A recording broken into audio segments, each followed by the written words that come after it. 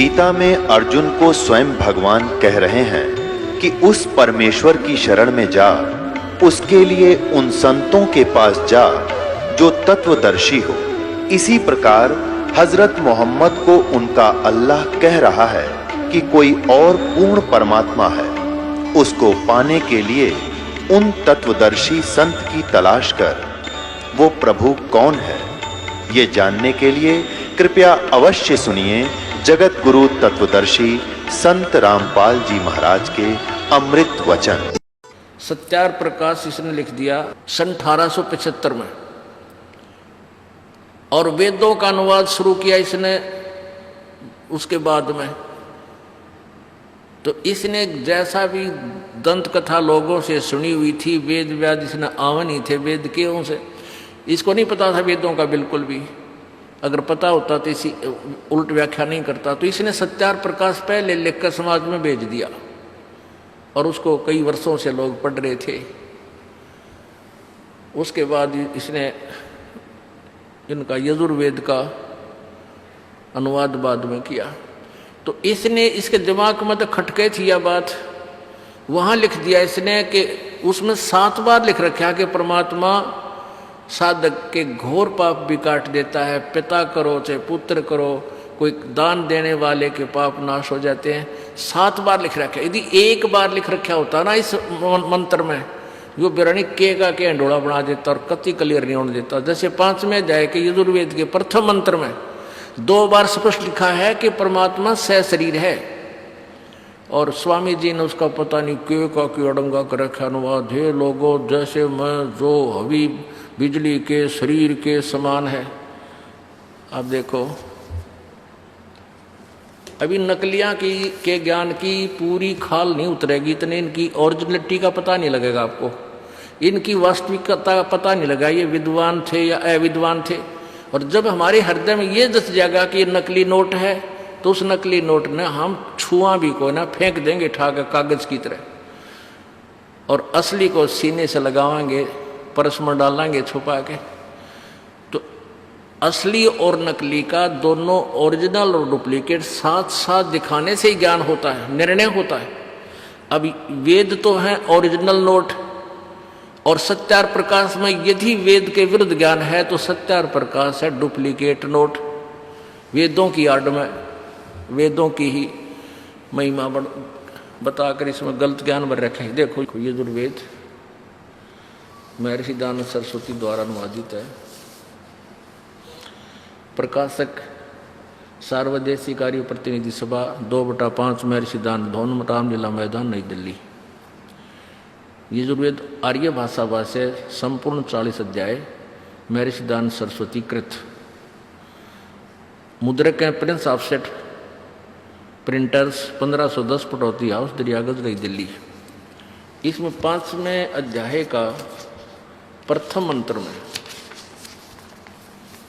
अथ पंचम अध्याय प्रारंभ, ये प्रथम मंत्र है। इसमें 2 बार लिख रखा है अग्ने तनुरसी विष्णुवे तवा सोमस्य तनुरसी। स्वामी जी अनुवाद करते हैं, हे मनुष्यों, तुम लोग जैसे मैं जो हवि अग्नि, अग्नि माने बिजली प्रसिद्ध रूप, अग्नि के तनु शरीर के समान असी माने है। बता इसका कोई तुक बना, इसकी कोई सेंस नहीं बनती इस पूरे सेंटेंस की। इसका अर्थ सीधा सा बना था, अग्नि माने परमेश्वर और तनु माने शरीर, असी माने तरु माने शरीर, ये स्वयं कह ही रहे, असी माने है भी है। रही बात अग्नि माने क्या है, इन्होंने खुद ही अग्नि माने सैकड़ों स्थानों पर लिखा है अग्नि माने परमेश्वर, अग्नि माने परमेश्वर। ये देखो प्रथम अध्याय में अग्नि माने जगदीश्वर, पता नहीं कितनी जगह लिखा है। अग्नि माने सत्य उपदेश करने वाले परमेश्वर, यानी बहुत जगह। तो यहाँ पर इकट्ठा ही 2 बार लिखा है अग्नि तनुरसी विष्णु अथवा सोम से तमसी। तो हम जो इसको जो प्रसंग चल रहा है पहले उस पर आते हैं।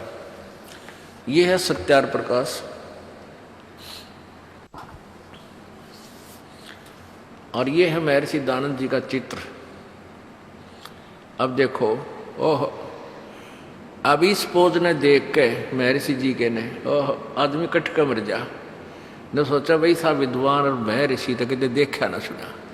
आगे देखो, ये है महर्षि दयानंद सरस्वती जी। इन 1824 में इनका जन्म हुआ और 1883 में इनकी मृत्यु, 59 साल की उम्र में, 59 वर्ष की आयु में इनका देहांत हो गया था। अब देखिएगा, अत सत्यार्थ प्रकाश है, ये सत्यार्थ प्रकाश है। इसमें इसके विषय में क्या लिखा है कि वेद आदि विविध सदशास्त्र प्रमाण,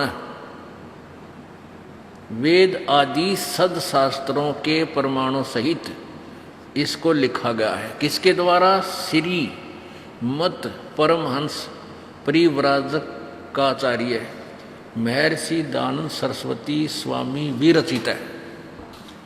अब देखो, इस महापुरुष के आगे और पाछे इतनी बड़ी उपमा ला रखी है। हो आदमी ने सोचा भाई कति तोड़ पाड़ रखा होगा ज्ञान का। प्रकाशक है वैदिक यति मंडल, दानंद मठ, दीनानगर, पंजाब। और ये कहाँ से छपा है? ये कहाँ से छपा है? स्वामी ओमानंद सरस्वती के सहयोग से प्रचारार्थ लागत से भी कम मूल्य 25 रुपये। मुद्रक आचार्य प्रिंटिंग प्रेस, दानंद मठ, गोहाना मार्ग, रोहतक से ये प्रकाशित छपा है, मुद्रित है। ये है सप्तम समोल्लास यानी 7वां समोल्लास। और प्रश्न नंबर 154 पे किसी ने प्रश्न किया कि प्रश्न ईश्वर साकार है व निराकार? उत्तर स्वामी जी का है कि निराकार। आगे अपने आत्मा इस 154 पे तो कह रहा है निराकार, और 154 पे स्वयं ही साकार सिद्ध कर रहा है। अपनी व्याख्या का आप ही खंडन कर रहा है। और वास्तविकता यही है कि परमात्मा सह शरीर है, साकार है, इसलिए ये छुपाते हुए भी छुपा नहीं सका। कहते हैं चोर चुरावे तुमबड़ी, वो गड्ढे पानी में, वो गड्ढे हुआ ऊपर आवे न सच्चाई छनी ना। अब देखो 155 पृष्ठ पे सप्तम समोल्लास, सप्तम समोल्लास है 155 पृष्ठ पे के उत्तर दिया। किसी ने प्रश्न किया कि परमेश्वर की स्तुति, प्रार्थना और उपासना करनी चाहिए व नहीं? स्वामी दयानंद जी ने उत्तर दिया करनी चाहिए। प्रश्न करता कहता क्या स्तुति आदि करने से ईश्वर अपना नियम छोड़ स्तुति प्रार्थना करने वाले का पाप छुड़ा देगा, यानी पाप नाश कर देगा? स्वामी जी का उत्तर है कि नहीं। तो प्रश्नकर्ता कहता फिर भाई स्तुति प्रार्थना क्यों करना? जब पाप कटा नहीं, पाप कटे बिना सुख नहीं हो, तो फिर प्रार्थना स्तुति किस लिए करें? स्वामी जी उत्तर दे रहे हैं उनके करने का फल अन्य ही है, और फल है। प्रश्नकर्ता ने कहा फिर वो क्या है? उत्तर स्वामी जी का, महर्षि दयानंद का उत्तर क्या है कि स्तुति से ईश्वर में प्रीति, उसके गुण कर्म स्वभाव से अपने गुण कर्म स्वभाव का, अपने गुण कर्म स्वभाव से अपने गुण कर्म स्वभाव का सुधरना, प्रार्थना से निरअभिमानता, उत्साह और साहे का मिलना, उपासना से परब्रह्म से मेल और उसका साक्षात्कार होना। अरे तेरा गजब भाई। और ये महर्षि की पदवी पा रहा है महापुरुष, महर्षि, वो तेरा गजब। अब 154 पृष्ठ पर निराकार बता रहा है, और यहाँ कहता है कि साधना करणते साधक के पाप नाश भगवान नहीं करता। पाप साधना से पाप नाश नहीं होते, और लाभ होता है। क्या होता है कि परमात्मा का साक्षात्कार हो जाना और परब्रह्म से मेल। अब इसका क्या विधान है? इसके 4 विधान हैं। एक तो ये कहता परमात्मा निराकार है, दूसरा ये कहता है कि एक ईश्वर एक है, अनेक भगवान प्रभु और नहीं है। कितना नहीं लिखा वेद वेदों में। और तीसरा इसका ये है कि परमात्मा पाप नाश नहीं करता। और चौथा विधान इसका है कि परमात्मा एक देशीय नहीं है, वो किसी एक स्थान पर नहीं रहता। और एक पांचवा विधान और है इसका कि मोक्ष प्राप्त प्राणी किसी एक स्थान पर जाकर के अपने पुण्यों को नहीं भोगता, वो तो घूमता रहता है, वो घूमता रहता है, यानी ऊपर आकाश में घूमता रहता है। 36,000 बार उत्पत्ति प्रलय होगी तब तक वो ऊपर घूमता रहता है और फिर उसका जन्म होता है। अच्छा, फिर इसका सिद्धांत एक है कि जन्म मृत्यु समाप्त नहीं होती, महर्षि दयानंद जी का विधान है। ये 6 विधान है और सारे उल्टे। अब सबका खंडन, इन 3-4 का खंडन तो इसी एक स्टेटमेंट तो हो जाएगा। देखिए, सप्तम समोल्लास के प्रारंभ में ही स्वामी जी से किसी ने प्रश्न किया है, ये 7वां समोल्लास, 7वां अध्याय समोल्लास प्रारंभ होता है। किसी ने प्रश्न किया कि वेद में, अब प्रश्नकर्ता सही बोल रहा है कि वेद में ईश्वर अनेक हैं, इस बात को तुम मानते हो वा नहीं? उत्तर स्वामी जी दयानंद जी कहते नहीं मानते, क्योंकि चारों वेदों में कहीं यह नहीं लिखा जिससे अनेक ईश्वर सिद्ध हों, किंतु यह तो लिखा है कि ईश्वर एक है। अच्छा, अब देखिए, अब प्रथम समोल्लास में आ जाइए। इन्हीं के द्वारा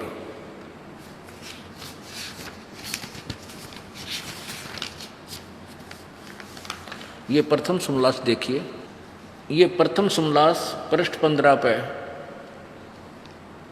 क्या कहते हैं स्वामी जी? सबसे बड़ा होने से ईश्वर का नाम ब्रह्म है। अब इन्हीं के शब्दों में ब्रह्म कहें चाहे ईश्वर कहें, ब्रह्म कहो चाहे ईश्वर कहो, सबसे बड़ा होने से ईश्वर का नाम ब्रह्म है, यानी ईश्वर को ब्रह्म भी कहते हैं इन्हीं के शब्दों में। फिर 7वें समोल्लास में आइए। अब प्रश्नकर्ता कहता है कि वेद में ईश्वर यानी ब्रह्म अनेक हैं। अब ईश्वर कहते ब्रह्म इन्हीं के शब्दों में। प्रश्नकर्ता कहता है वेद में ईश्वर अनेक हैं, इस बात को ब्रह्म, हम ब्रह्म बोले, अब ब्रह्म अनेक हैं, इस बात को तुम मानते हुआ नहीं? स्वामी जी कहते हैं नहीं मानते, क्योंकि चारों वेदों में कहीं यह नहीं लिखा जिससे अनेक ब्रह्म सिद्ध हों। अब चाहे ईश्वर कहें या ब्रह्म, दयानंद जी कहते हैं नहीं मानते, क्योंकि चारों वेदों में कहीं यह नहीं लिखा कि जिससे अनेक ब्रह्म सिद्ध हों, ईश्वर कहो चाहे ब्रह्म कहो, किंतु यह तो लिखा है कि ब्रह्म एक है, ईश्वर एक है, ब्रह्म एक है। अब आइए इस ये 151 पृष्ठ पे और 155 आपने पढ़ा अभी, तो इसमें कहा कि पाप नाश तो होते नहीं, पाप तो नहीं छुड़वाता भगवान, स्तुति से पाप नाश नहीं होते, उससे और फल है। वो क्या है कि उपासना से परब्रह्म से मेल, उपासना से परब्रह्म से मेल और उसका साक्षात्कार होना। अरे ब्रह्म एक परब्रह्म, जैसे एक दादा एक परदादा, परदादा शब्द दो दादाजियों का बोध करा रहा है, ऐसे ही परब्रह्म दो ब्रह्म का मेल बोध करा रहा है। एक ब्रह्म एक परब्रह्म, यानी इस ब्रह्म से नेक्स्ट और ब्रह्म, और उसका साक्षात्कार हो जाना, परब्रह्म से मेल और परब्रह्म का साक्षात्कार हो जाना। अरे वाह, अब पढ़ लिए इसमें ऋषि के विचार है, तेरा गजब, बालक भी ना लिख सकता ये बातें। एक तरफ तो कह रहा है कि कहीं ये नहीं लिखा कि जिससे अनेक ब्रह्म सिद्ध हों, और स्वयं दो ब्रह्म सिद्ध कर रहा परब्रह्म शब्द ही नहीं बोलना चाहिए था। अब पुण्यात्माओं, एक तो थोड़ी ना आप पर खंडन कर लिया, अपने स्टेटमेंट को आप पर कट ऑफ कर दिया, निराकार वाली और अनेक ब्रह्म नहीं है। अब रही बात पाप नाश करण की, एक मोटी सी बात है। पहले तो मानव समाज ने इतना जोर दिया नहीं था इस अध्यात्म ज्ञान की ओर। इन नकली ऋषि में ऋषियों को फाइनल मान के इनकी स्टेटमेंट पर आधारित हो गया। अब हम खूब अच्छी तरह समझेंगे, क्योंकि ज्ञान हो जाएगा कि मनुष्य जीवन केवल परमात्मा पाने के लिए ही मिला है, और अन्य कर्म तो जैसे पशु पक्षी भी अपने बच्चों का प्रजनन करते हैं, उनका परवरिश भी करते हैं, उनमें मोह ममता भी है। तो यदि हम साधना नहीं करते हैं तो पशु तुल्य ही कर्म प्राणी, अन्य प्राणियों जैसे कर्म हमारे हैं। लेकिन मनुष्य शरीर कुछ इसमें अलग से दिया है परमात्मा ने, इसके कर्म भी न्यारे हैं। एक प्रश्नकर्ता कितना बुद्धिमान है। प्रश्नकर्ता ने प्रश्न किया कि क्या साधना स्तुति करने से भगवान पाप नाश कर देगा, छुड़वा देगा? स्वामी जी कहता नहीं। तो प्रश्नकर्ता ही कह रहा है कि फिर साधना की आवश्यकता क्या रहेगी, फिर किस लिए भक्ति करें? अरे ये स्वामी जी नकली कह है, उससे और लाभ हो जाएंगे। अब जैसे कोई औषधि, किसी ने बोर्ड लगा रखा है बहुत लंबा चौड़ा वैद्य का, और कोई उससे पूछे, वैद्य के बोर्ड लगाए बैठा है जो व्यक्ति, उससे कोई पूछे क्या औषधि से रोग नाश हो जाएगा, क्या औषधि रोग छुड़वा देगी? और वो उत्तर देवे कि नहीं, औषधि से रोग नाश नहीं होता। तो ये तो एक स्वाभाविक बात है कि प्रश्नकर्ता यूं कहेगा फिर औषधि का फायदा क्या खाने का? और वो उत्तर दे कि औषधि खाने से पहलवान बन जाएगा। तो क्या वो वैध है? वो तो नकली आदमी कति डुप्लीकेट स्पष्ट। जैसे साबुन के गुणों में लिखा है, साबुन के गुणों में लिखा है कि साबुन कपड़े का मैल छुड़वा देता है, मैल नाश कर देता है। और कोई बोर्ड लगाए बैठा हो साबुन का थोक विक्रेता, और उससे कोई पूछे क्या साबुन कपड़े का मैल काट छुड़वा देगा, और वो काट के गुटके बेचनिया नकली साबुन के स्थान पर, यानी डुप्लीकेट आदमी हो सके जो 2 नंबर का काम करता हो, या कति फिर नशे में टुन बैठा है जिसने इतनी सोची भी कोई ना साबुन कपड़े का नाश मैल नाश नहीं कर सकता। तो वो उत्तर देवे कि नहीं, साबुन से कपड़े के मैल नाश, साबुन कपड़े का मैल नहीं छुड़वा सकता। उससे और लाभ होता है क्या कि साबुन कपड़े को मजबूत कर देता है। तो उस पीरियड में पता है क्या का, वो तो नकली दुष्ट इंसान है। तो यही दशा इस महर्षि दयानंद के ज्ञान की है, अध्यात्म ज्ञान की। अब आपको दिखाते हैं, वेदों में परमात्मा के गुण लिखे, इस पवित्र वेद में परमात्मा के गुण लिखे इसके अंदर।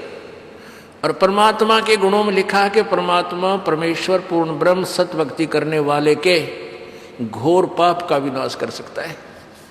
ये देखिएगा, महर्षि दयानंद सरस्वती इसके अनुवादक हैं। वेदों के राइटर नहीं है ये, वेदों के अनुवाद करता है। जैसे गीता जी तो ब्रह्म द्वारा बोली गई है श्री कृष्ण जी में प्रवेश करके, ऐसे ही वेद ज्ञान भी ब्रह्म द्वारा दिया गया है। अनुवाद करता बहुत से हैं, अपने अपने दिशा से उन्होंने दृष्टिकोण से अनुवाद किया। प्रकाशक हैं सार्वदेशी कार्य प्रतिनिधि सभा 2/5 महर्षि दयानंद भवन, रामलीला मैदान, नई दिल्ली। यजुर्वेद आर्य भाषा भाष्य संपूर्ण 40 अध्याय महर्षि दयानंद सरस्वती कृत, इन्होंने इसका अनुवाद किया है।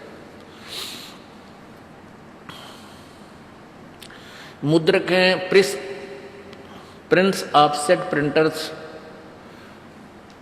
1510 पटौदी हाउस, दरियागंज, नई दिल्ली। अब यजुर्वेद अध्याय नंबर 8 के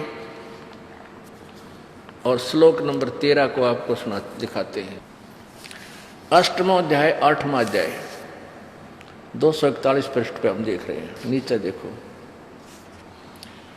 ये 13वां मंत्र है 8वें अध्याय का यजुर्वेद का।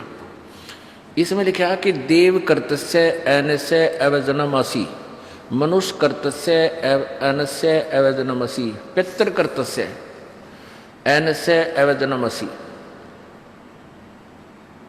आत्म कर्तस्य। इसका अनुवाद इन्होंने 242 पृष्ठ पर किया है।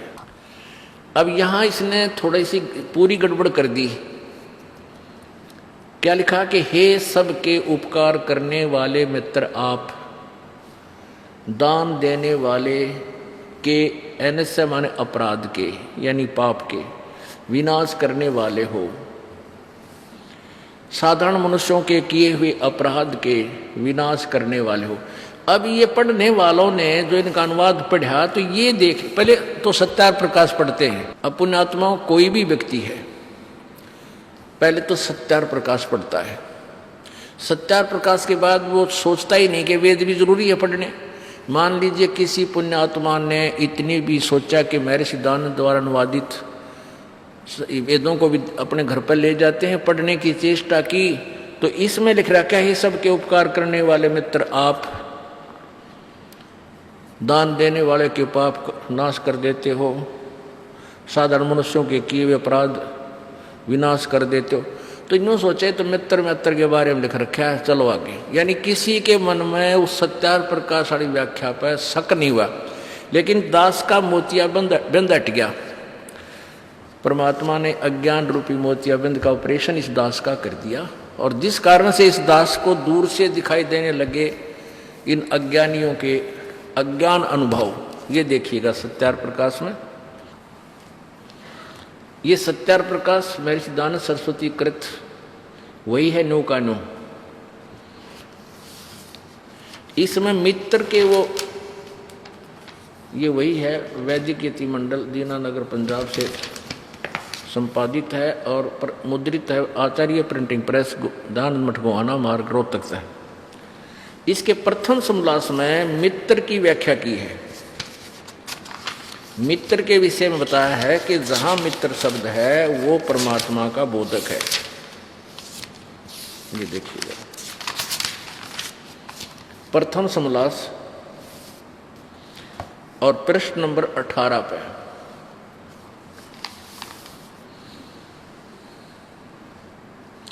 ये मित्र के नाम पर, मित्र के विषय में जानकारी दे रहा है। स्वामी जी कह रहे हैं कि सबसे स्नेह करे, सबको प्रीति करने योग्य है, वह परमेश्वर सबका सच्चा मित्र है। इससे परमेश्वर का नाम मित्र है। अब पुण्यात्माओं इन्हीं के शब्दों में अब यहां हम मित्र के स्थान पर परमेश्वर शब्द प्रयोग करेंगे। ये यजुर्वेद 242 पृष्ठ स्वामी दानंद द्वारा भाषा भाष्य है। हे सब के उपकार करने वाले परमेश्वर आप, हम परमेश्वर बोलेंगे।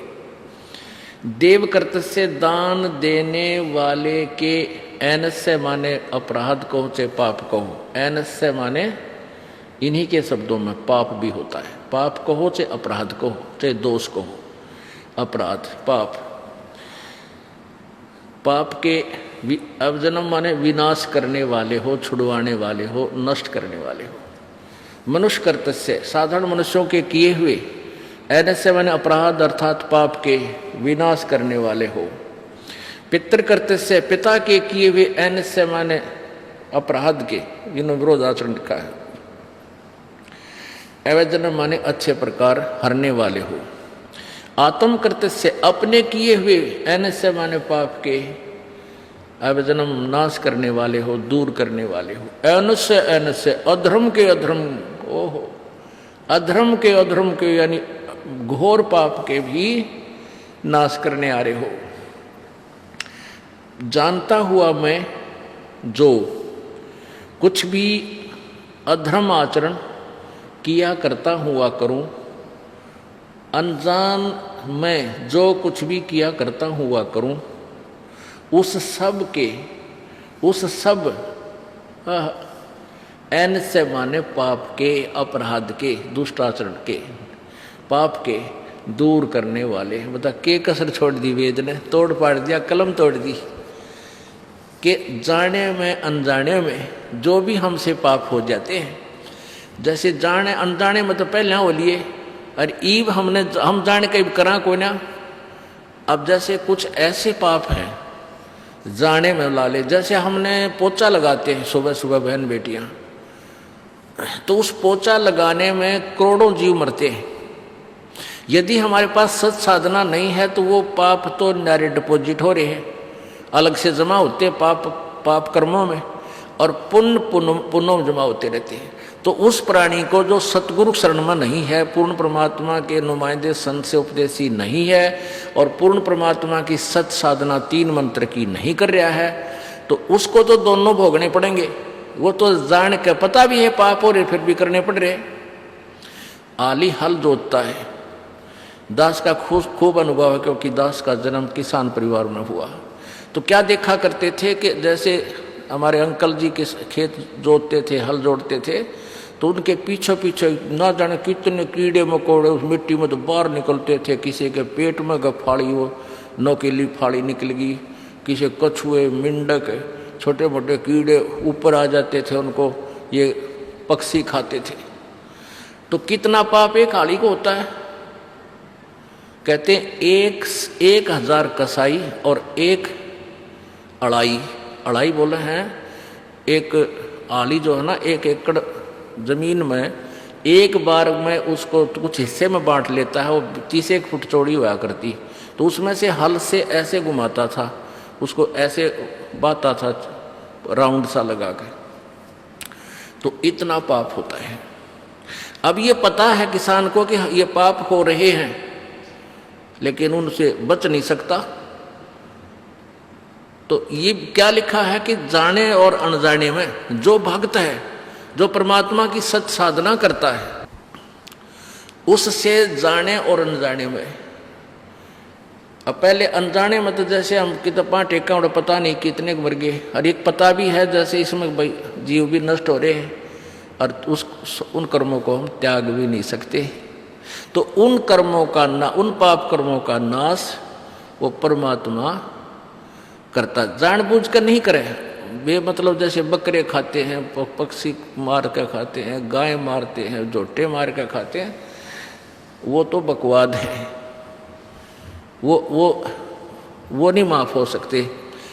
जो पाप जो नाम लेगा उसके, तो वो करे को नहीं ये कर्म, और पहले कर चुका, जो पहले कर चुका वो भी माफ होंगे, वो अनजाने में हो चुके हैं। और नाम लेकर जो ऐसे कर्म करे, फिर उसका नाम ही खत्म है, उसको वो तो नरक का भागी है। तो अब इसने पवित्र वेद ने सिद्ध कर दिया कि परमात्मा घोर पाप को भी का विनाश कर सकता है। और ये नकली महर्षि दयानंद इस सत्यार प्रकाश में कहता है कि पाप नाश नहीं हो सकते। अपने आत्माओं, दास का कोई इस दयानंद जी से कोई जाति रंजस नहीं, लेकिन दास एक आध्यात्मिक टीचर है, और ये भी आध्यात्मिक टीचर पाक रहा था। अब टीचर की व्याख्या को टीचर ही बता सकता है, ये अकॉर्डिंग टू सिलेबस है या गलत सट्टे मार रखे। यदि टीचर की बात पर विश्वास ना हो तो सिलेबस पढ़ ले। तो दास ने अपने जो अनुभव भी जो परमात्मा की वाणी से प्राप्त किया था वो भी सुना दिया, और साथ में ये सिलेबस दिखा दिया, ये जो वेद आपके समक्ष रख दिया। अब इसमें सिद्ध हो गया कि परमात्मा घोर पाप का भी नाश कर देता है। तो ये सत्यार प्रकाश में क्या लिखा है कि पाप नाश नहीं होते। तो सत्यार प्रकाश वेदों अनुसार ज्ञान नहीं है। सत्यार प्रकाश में ये डुप्लीकेट नोट है, इसको त्याग देना पड़ेगा, नहीं तो बहुत हानि होगी, इस जीवन की बर्बाद हो जाएगा। अपने आत्माओं, ये ऐसा प्रसंग है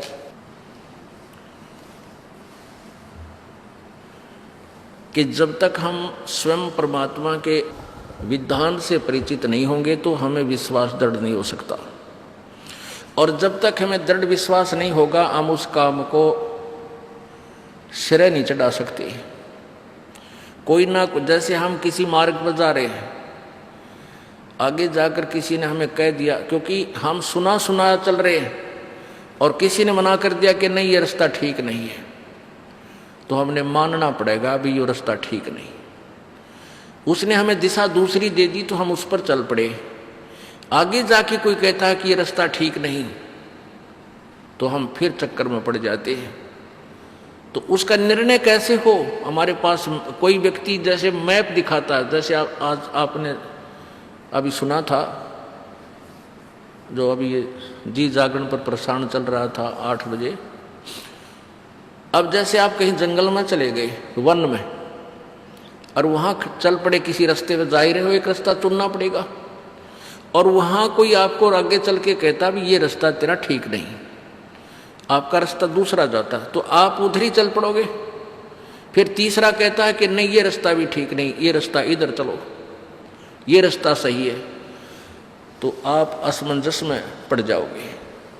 उसका निर्णय कैसे होगा कि मैप आपके पास हो, वो मानचित्र हो, और मानचित्र के आधार से फिर आपको कोई बताए कि देखो भाई यहाँ तू खड़ा है, ये तेरा घर का रास्ता ये वाला है, रास्ते में ये शहर आ रहे हैं, तो फिर आप उस पर निर्भय होकर चल पड़ोगे, किसी की नहीं मानोगे। आपने खुद आंखों देख लिया मैप।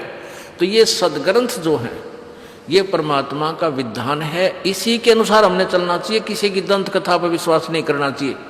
गीता जी अध्याय नंबर 16 के श्लोक नंबर 23 में कहा कि अर्जुन जो शास्त्र विधि को त्याग कर मनमाना आचरण करते हैं, मनमानी पूजा साधनाएं करते हैं, उनको न सुख होता है, न सिद्धि होती है, कोई कार्य सिद्धि प्राप्त होती है, न उनकी कोई गति होती है। गीता जी अध्याय नंबर 16 के श्लोक नंबर 24 में बताया है कि इससे तेरे लिए कर्तव्य और अकर्तव्य की दृष्टिकोण से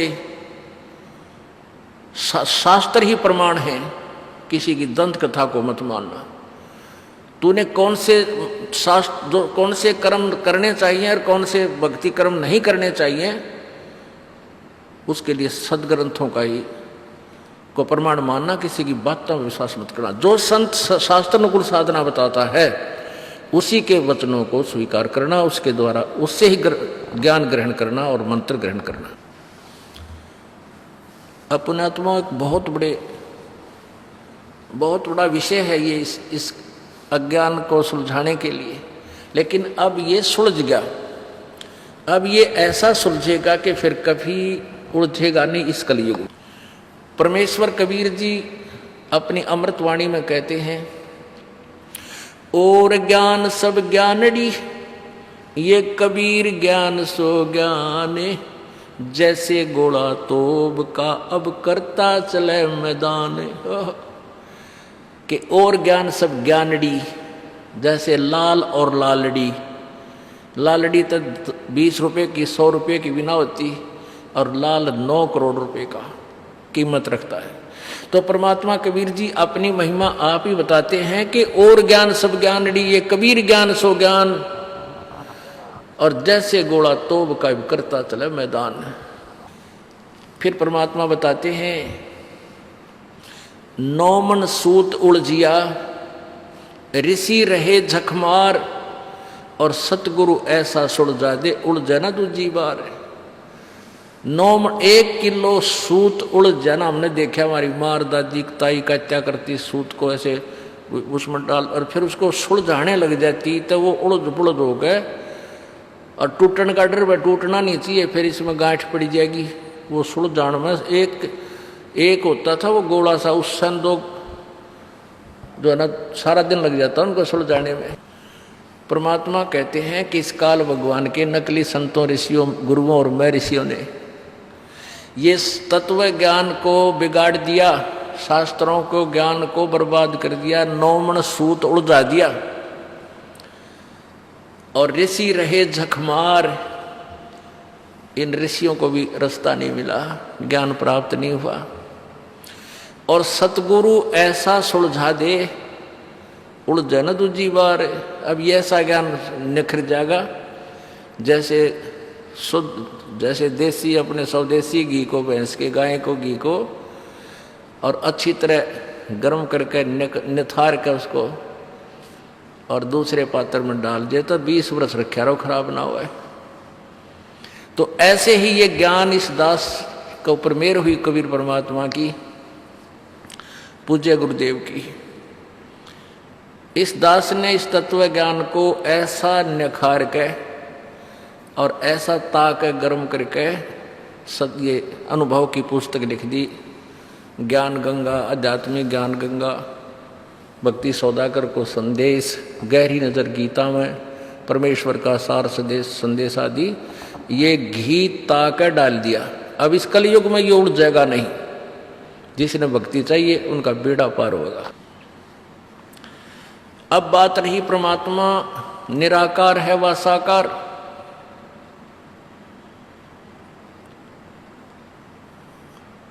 और परमात्मा की प्राप्ति कैसे होती है? परमात्मा की प्राप्ति बहुत ही आसान है। यदि इस पृथ्वी पर कोई सबसे आसान कार्य है तो परमात्मा की प्राप्ति है, सबसे आसान। पुण्यात्माओं, परमात्मा के पाने के लिए ऋषि महर्षि तो अज्ञान आधार से वो ट्राई की, उन्होंने प्रयत्न किया, हठ योग किया, जंगल में जाकर घर त्याग गए, हजार कई वर्षों तक बैठे रहे, हठ योग किया। हठ योग किसी भी सदग्रंथ में करने का निर्देश नहीं है। जो सदग्रंथ है, दंत कथाओं के आधार पर कोई किसी ने कैसे कुछ बना लिए वो बात अलग है, वो कुछ भी बनाए रखे। कबीर परमेश्वर जी ने आकर के ये भ्रम निवारण किया कि परमात्मा पाने के लिए मेरे जैसा गरीब व्यक्ति भी योग्य है। एक भूमिका करके दिखाई गरीब जुलाहे की और शूद्र वर्ण। उसमें जब परमात्मा शूद्र वर्ण में आकर प्रकट हुए, उस समय छुआछूत चरम सीमा पर थी और ब्राह्मणों को यह अधिकार था केवल सदग्रंथों को पढ़ने और दूसरों को सुनाने का। अन्य व्यक्ति इनको पढ़ नहीं सकता था, संस्कृत भाषा को केवल ब्राह्मण ही पढ़ सकता था। तो उस समय परमात्मा ने आकर बताया कि ऊंचे कुल, परमात्मा कहते हैं ऊंचे कुल में भक्ति ना हो, मुझे नीचा ही कुल दीजिए। और तपिया ने तो जब तब के ने लो दिया नालपति जय। ऊंचे कुल में दुर्योधन रावण और नीचे कुल में गणका, और गणका भी लड़ी पार उतरगी, गर्भ करो मदन का।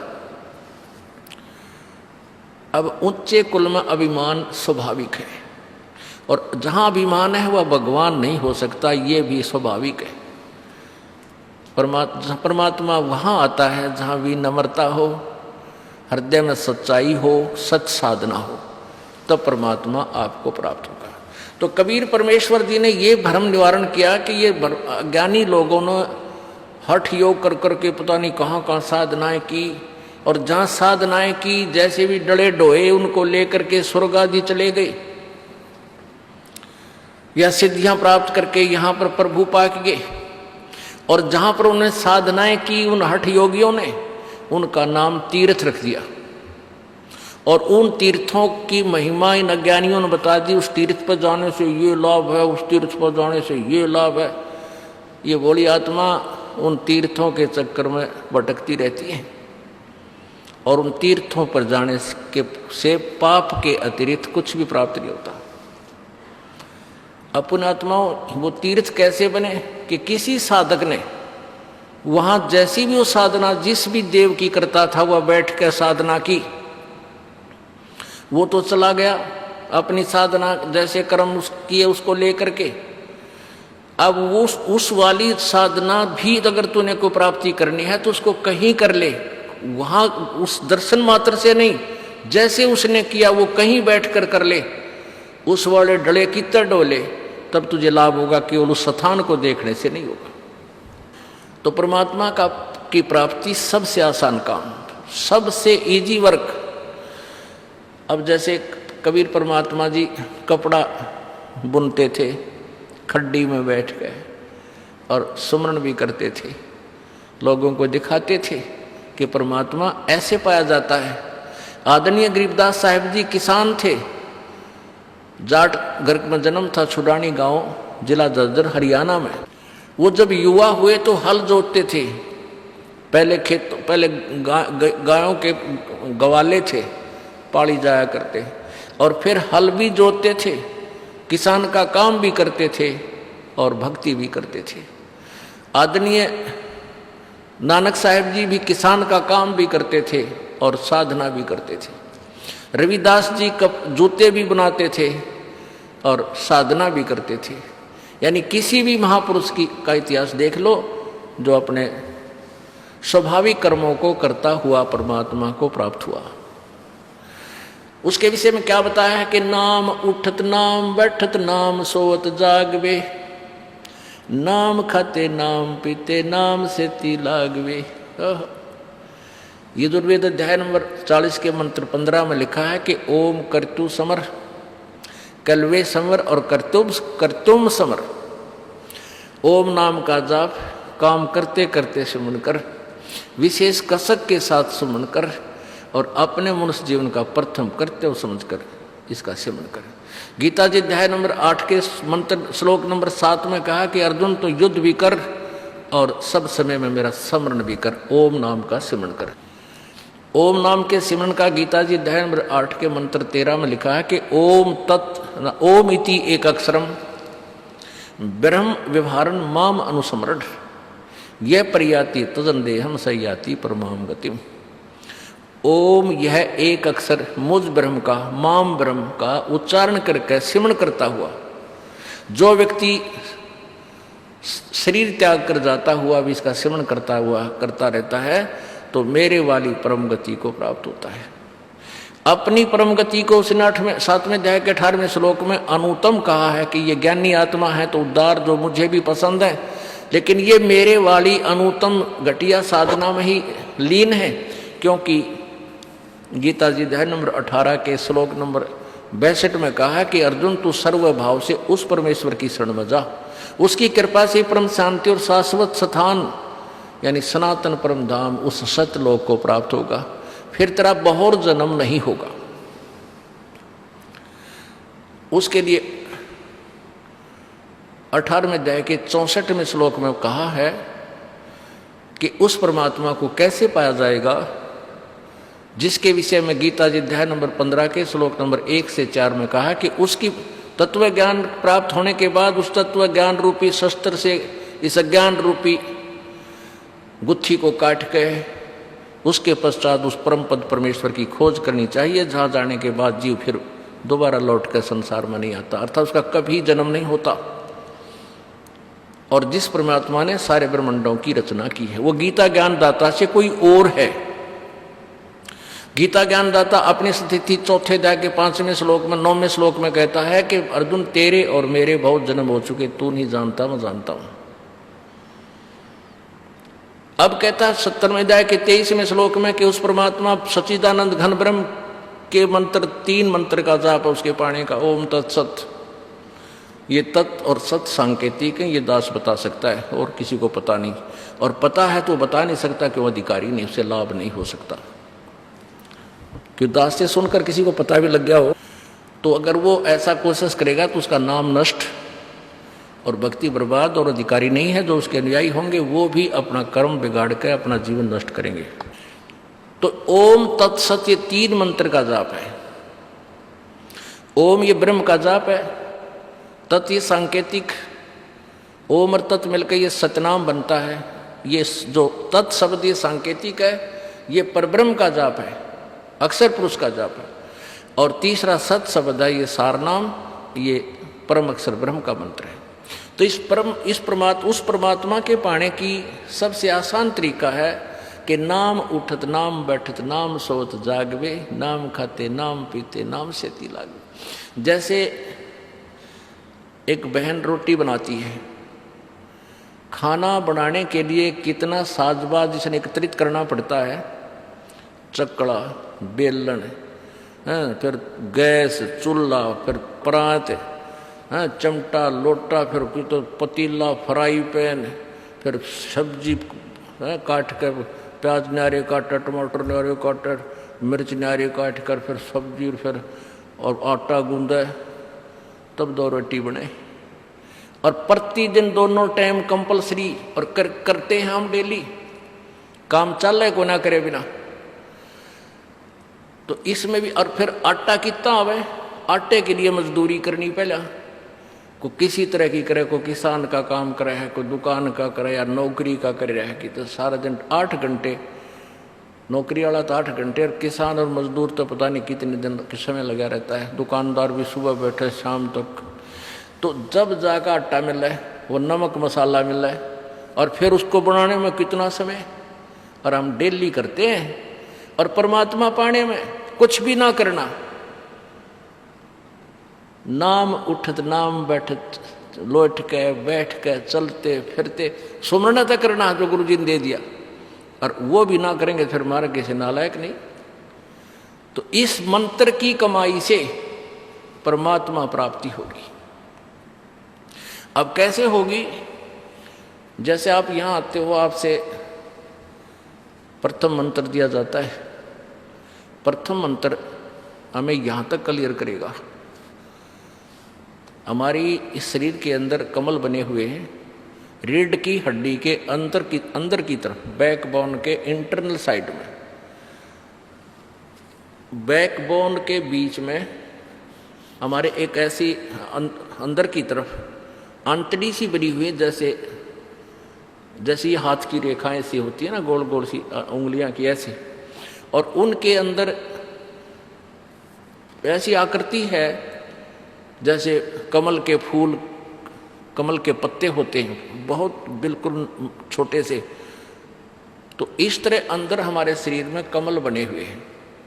मूल कमल जो रीढ़ की हड्डी अंदर की तरफ नीचे समाप्त होती है, उसके अंदर की तरफ 2 उंगल ऊपर उसके एंड से मूल कमल है, उसमें गणेश जी का वास है और गणेश जी का एक जाप है, वे दास आपको प्रथम मंत्र में देते हैं। उसके बाद फिर स्वाद चक्र है, ब्रह्मा सावित्री का वास है, उसका भी जाप आपको दिया जाता है।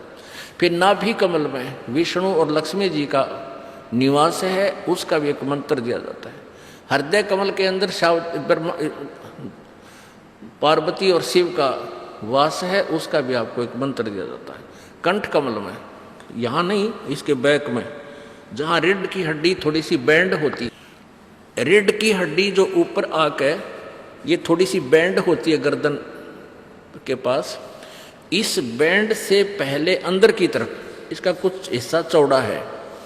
यहाँ पर दुर्गा का कमल है जो 16 पंखड़ियों का है।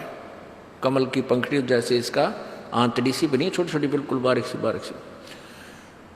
तो इन जब हम त्रिकुटी, फिर ऊपर त्रिकुटी है, यहाँ सामने नहीं है, यहाँ तो वैसे संकेत किया जाता है, यहाँ बैक में आके पीछे से आ रही नाड़ियाँ, इसके सामने या बैक साइड में अंदर की तरफ वहाँ त्रिकुटी है। तो त्रिकुटी पर जाने से पहले हमने नीचे के कमलों से बरी होना पड़ेगा, फ्री होना पड़ेगा, क्योंकि हम यहाँ इस काल के लोक में रह रहे हैं।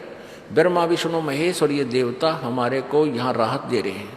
हम गलत साधना करके निर्धन हो गए और हमें सब सुविधाएं कट ऑफ होगी, हमारी सब सुविधाएं बंद होगी।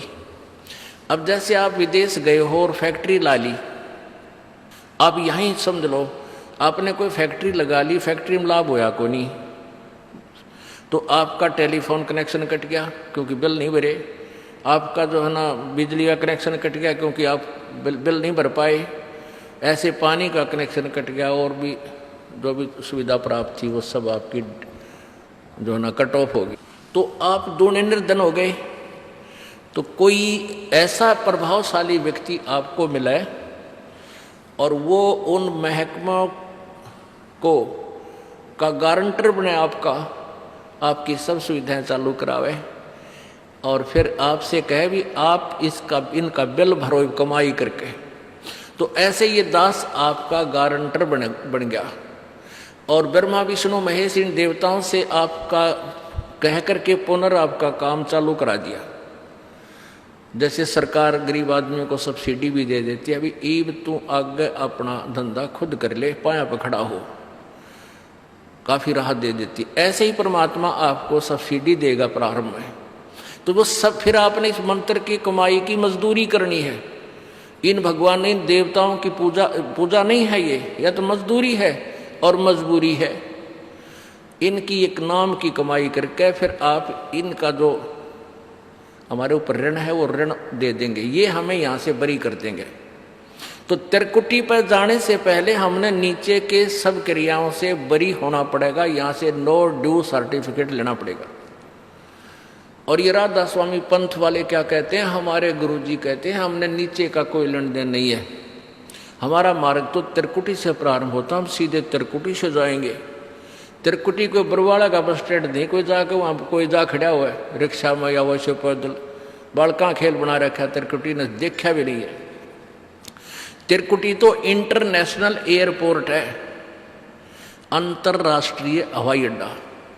वहाँ जाने से पहले सारा टारगेट बनाना पड़ता है, वीज़ा लेना पड़ता है, वहाँ का पासपोर्ट बनवाना पड़ता है, और वहाँ की सरकार से वापस आने के लिए, स्वदेश आने के लिए नो ड्यू सर्टिफिकेट लेना पड़ता है। और फिर त्रिकुटी यानी इंटरनेशनल एयरपोर्ट पर जाते हैं। इंटरनेशनल एयरपोर्ट यानी त्रिकुटी पर पहुंचने के बाद ये सतनाम की कमाई, सतनाम 2 मंत्र का है, इसमें एक ओम मंत्र है और दूसरा तत्संकेतिक है। जिसको सतनाम प्राप्त है उसको पता है। तो ओम मंत्र के जाप की कमाई हम इस ब्रह्म को छोड़ देंगे, क्योंकि ये इसकी मजदूरी है, इसके नाम की कमाई है। ये स्वयं भी कहता है गीता जी अध्याय नंबर 18 के श्लोक नंबर 62 में कि ये कहता है कि हे अर्जुन, सर्व भाव से तो उस परमेश्वर की शरण में जा और उसकी कृपा से तो परम शांति और सनातन परम धाम को प्राप्त होगा। उसकी शरण में जाने के लिए क्या तरीका अपनाना है? 18वें अध्याय के 66वें श्लोक में सर्व धर्मान परित्यज्य माम, मेरे सतर की सभी धार्मिक कर्म, मेरे सतर के सभी धार्मिक कर्मों की कमाई मुझ में परित्यज माम, मुझ में छोड़, और एकम शरणम व्रज, एकम माने जिसके बराबर दूसरा ना हो, अद्वितीय सर्वशक्तिमान समर्थ उस परम परमेश्वर परमात्मा की, उस परम अक्षर ब्रह्म की शरण में व्रज माने जा।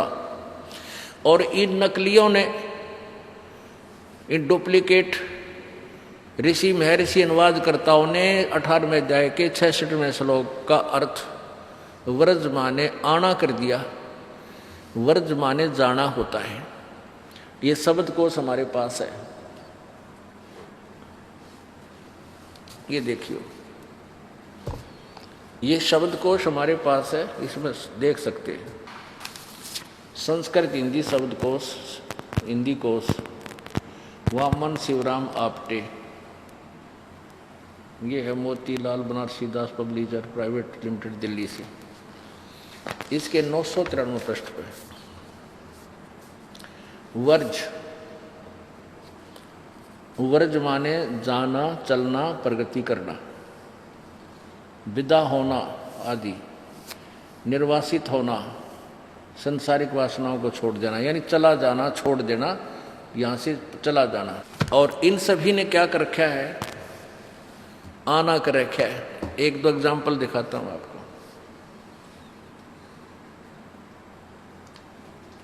अपने आत्मा जब हम नकली और असली नोट ने देखेंगे तभी तो हमें विश्वास होगा कि यू नकली है, ये असली है।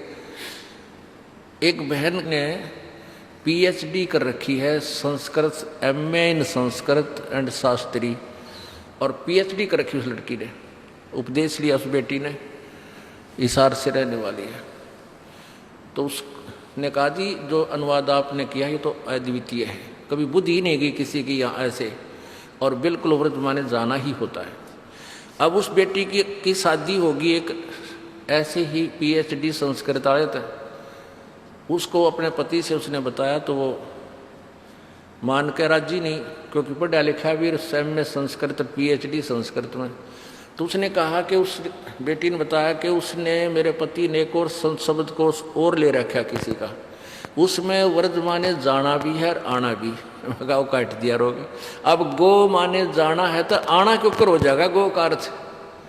अब उन्होंने व्रज माने आना कैसे बना दी, ये कल बाद की बनी हुई डिक्शनरियों में उन्होंने इस गीता के अनुवाद से ही और नई डिक्शनरी में ये झूठा और शब्द जोड़ दिया।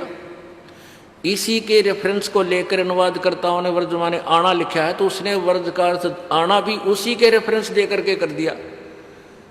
इन्होंने शब्द कोश भी झूठे बना लिए, तो ये कभी नहीं हो सकता। तो वो कहती मैं तो उनको बिल्कुल नहीं मानने को तैयार होगी, तो बिल्कुल हो ही नहीं सकता कि आना और जाना दोनों कैसे हो सकते हैं एक अर्थ एक शब्द के।